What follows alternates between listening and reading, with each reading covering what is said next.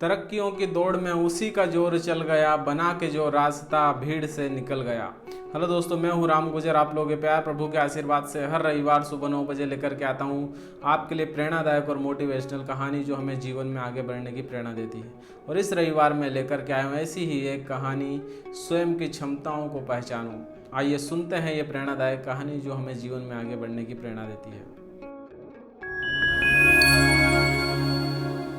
एक बार की बात है, गांव में एक आलसी आदमी रहता था जो कुछ काम धाम नहीं करता, निठल्ला बैठ करके सोचता रहता था कि बस उसे कुछ खाने को मिल जाए और आराम करता रहे। एक दिन घूमते घूमते एक बाग में पहुंच गया। बाग में कई सारे आम के पेड़ लगे हुए थे और वो आम के पेड़ आमों से लदे हुए थे और ये देख करके उसके मुंह में पानी आ गया। वो सोचने लगा कि क्यों ना आम खाया जाए, और इसीलिए वो एक आम के पेड़ पर चढ़ गया।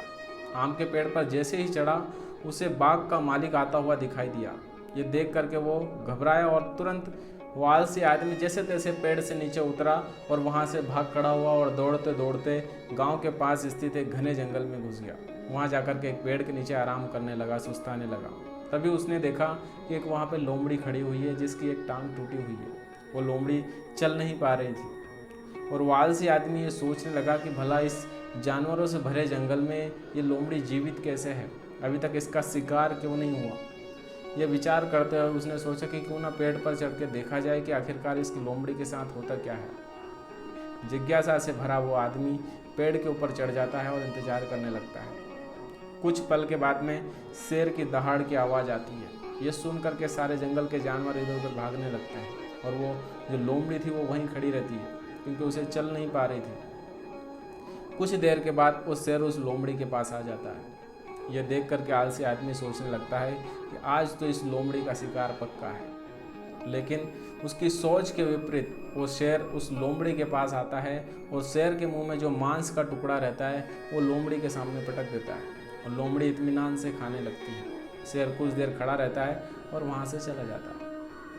ये देख करके आलसी आदमी भगवान को धन्यवाद कहता है और कहता है, भगवान सर्वे सर्वा है और भगवान ने पृथ्वी के समस्त प्राणियों के लिए, चाहे वह इंसान हो या जानवर, सब के लिए भोजन का प्रबंध कर रखा है। वो आलसी आदमी अपने घर चला जाता है और 2-3 दिन बिस्तर पर ही लेटा रहता है और इंतजार करता रहता है कि उसके लिए कोई खाना लेकर के आएगा। जैसे भगवान ने लोमड़ी के लिए खाना शेर के हाथ भिजवाया था, वैसे ही उसके लिए भी कोई ना कोई सामान लेकर के आएगा और वो उसे खा लेगा। 2-3 दिन तक इंतजार करता है लेकिन कोई आता नहीं है। वो घबराने लगता है, उसकी सारी क्षमताएं खत्म हो जाती है।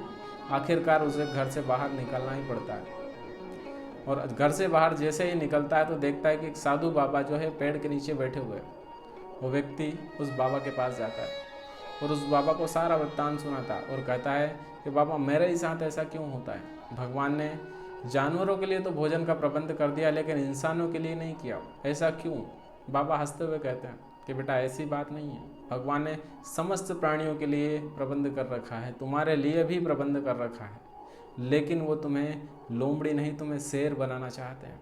बाबा की यह बात सुन करके उस आलसी आदमी को सारा वृत्तांत समझ में आ जाता है। दोस्तों, ये छोटी सी कहानी हमें यही सिखाती है कि हम सब के भीतर क्षमताओं से भरा असीम भंडार है, लेकिन अज्ञानतावश हम उसे पहचान नहीं पाते हैं और हम दूसरों की सहायता की प्रतीक्षा करते रहते हैं। स्वयं की क्षमताओं को पहचानिए, दूसरों की सहायता की प्रतीक्षा मत करिए, बल्कि इतने सक्षम बनिए कि आप दूसरों की सहायता कर सकें। इसीलिए तो कहते हैं, जिंदगी का सफ़र मानो तो मौज है वरना समस्या हर रोज है।